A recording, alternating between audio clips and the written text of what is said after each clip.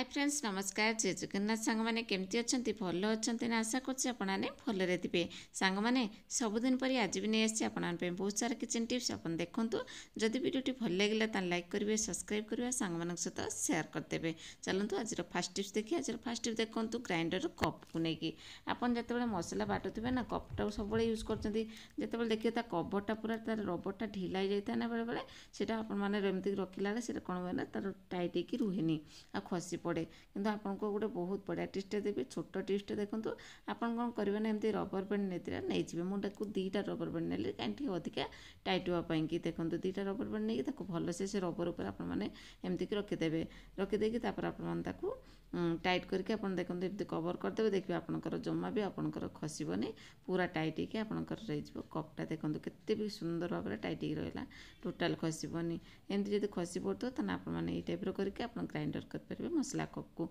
जदि भल लगी वीडियोटा लाइक करेंगे सांग मान सहित सेयार करदे।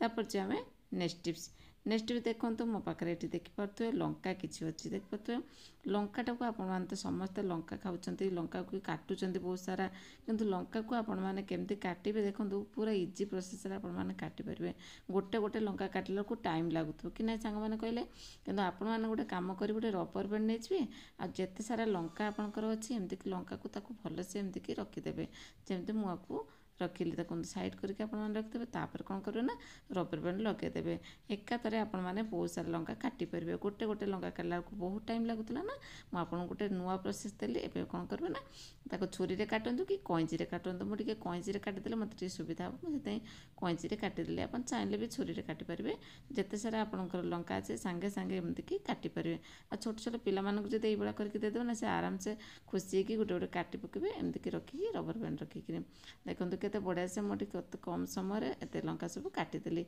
ये जब आपने गोटे गोटे लंका काटि था ना बहुत समय लगी था तेणु आपने लंका काटिबे जो आपने रबर बैंड को निहाती यूज करेंगे। आशा करें आपको ये छोट टिप्सटी भल लगी जब भल लगे लाइक करदे।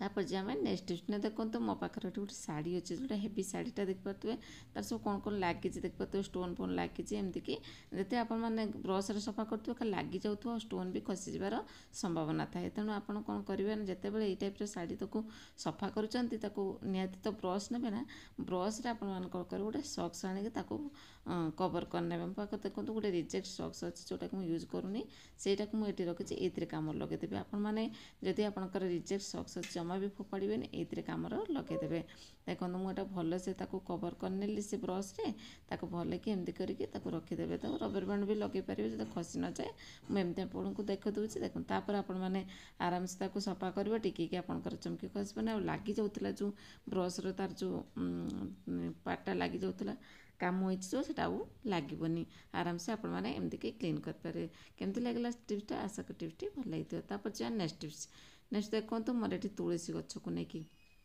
देखिपे तुलसी गछटा मोर पूरा तेजिए अच्छे कहीं सांग जानते मुझे भल भाव में मझे मझे गोटे जिनस पकई दिए जोटा कि पिंपुड़ी लगती पिंपुड़ी लगे कौन होना मूलटा को नष्ट कर दिखती जोटा कि आपंकर तुलसी गचर पत्र सब सुखी जाए और खसी पड़े आ नष्ट हो जाए तेणु आप कौन करेंगे जिते बड़े नुआ तुलसी गच लगाते से कौन करेंगे ना कि ना गोटे बहुत बढ़िया टिप्स देवी आप घरे रोषे घरे पूरा एवेलेबल थी आपको टंकाटे पैसा खर्च करा पड़ोनी देखो आप नहीं हलदी पाउडर आपंकर हलदी पाउडर तो रोषे कर यूज करना मुझे ये पकईदेली कि मझे मझे हलदी पाउडर टी पकईदे तार जो वर्षा दिन जो मूलटा पचि जाए कि जमा भी पचबन पूरा हो सेव हो एमती रखे जहाँफल कि मो तुलसी गच बहुत ही बढ़िया सुंदर तेजिया नहीं रुहे आपरे जो मंजी होता ना मंजीटा काढ़ी तले पकईदे बहुत सारा गच आराम से पाइबे बहुत सारा गच हो आशा कर आपको ये टिप्सटी भल लगी जब भल लगी लाइक करदे।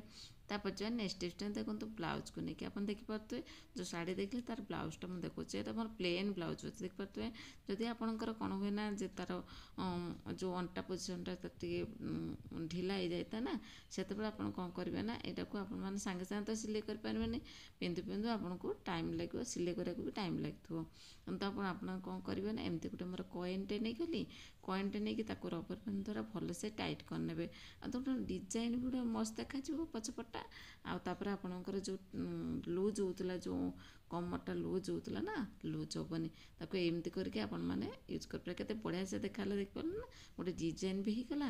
ଆପଣଙ୍କର ଯେଉଁ ଢିଲା ହେଉଥିଲା ସେଇଟା ବି ଆପଣଙ୍କର ଟାଇଟ୍ ହେଇଯିବ। ଆପଣ ପିନ୍ଧିଲା ପରେ ଜାଣିପାରିବେ। ଦେଖନ୍ତୁ ଆଉ ସିଲେଇ କରିବାକୁ ପଡ଼ିବନି।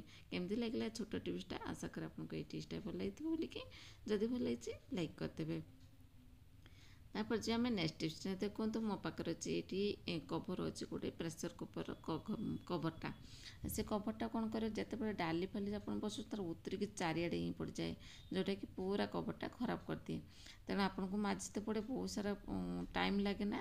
ସେଠି ଆପଣଙ୍କୁ ୱେଷ୍ଟ କରିବାକୁ ପଡ଼ିବନି, ଟାଇମ୍ ୱେଷ୍ଟ କରିବାକୁ ପଡ଼ିବନି। ଆପଣ ଗୋଟେ ଛୋଟ ଟିପ୍ସଟା ଦେବେ। ଆପଣ ଗୋଟେ ଟିସ୍ୟୁ ପେପର୍ ନେଇଯିବେ। ଟିସ୍ୟୁ ପେପର୍ ଏ ସାଇଡ଼୍ରେ ଆପଣ ଗୋଟେ ହୋଲ୍ କରିଦେବେ। ହୋଲ୍ କରିକି ତାକୁ କ'ଣ କରିବେ ନା, ସେଇଠି ଆପଣମାନେ କଭର୍ କରିନେବେ। ଦେଖନ୍ତୁ ମୁଁ କଇଁଚିରେ ଟିକେ ଜଷ୍ଟ ହୋଲ୍ କରିଦେଲି। ତାପରେ ଆରାମସେ ଆପଣମାନେ ତା ଭିତରେ ରଖିଦେବେ। ଯେତେବେଳେ ଆପଣଙ୍କର ଡାଲି ଉତରିବ ସେତେବେଳେ ସେ ଡାଲି ଯାକ ସେ ଟିସ୍ୟୁ ପେପର୍ ହିଁ ରହିଯିବ। ଆପଣଙ୍କର ଯେଉଁ ଚାରିଆଡ଼େ ହେଉଥିଲା କୁକର୍ରେ ଜମା ବି ହେବନି। ଆରାମସେ ଆପଣମାନେ ତାକୁ କ୍ଲିନ୍ କରିପାରିବେ କମ୍ ସମୟରେ। ଏ ଛୋଟ ଟିପ୍ସଟା ଆପଣଙ୍କୁ କେମିତି ଲାଗିଲା ନିହାତି ଟ୍ରାଏ କଲେ ହିଁ ଜାଣିପାରିବେ।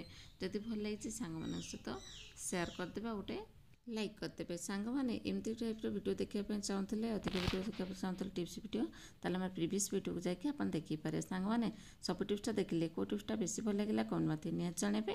ଆଜି ପାଇଁ ରହୁଛି, ପୁଣି ଦେଖାହେବ ନେକ୍ସଟ ଭିଡ଼ିଓରେ ନ୍ୟୁ ନ୍ୟୁ ଟିପ୍ସ ସହିତ। ନମସ୍କାର, ଜୟ ଜଗନ୍ନାଥ, ବାଏ, ଟେକ୍ କେୟାର।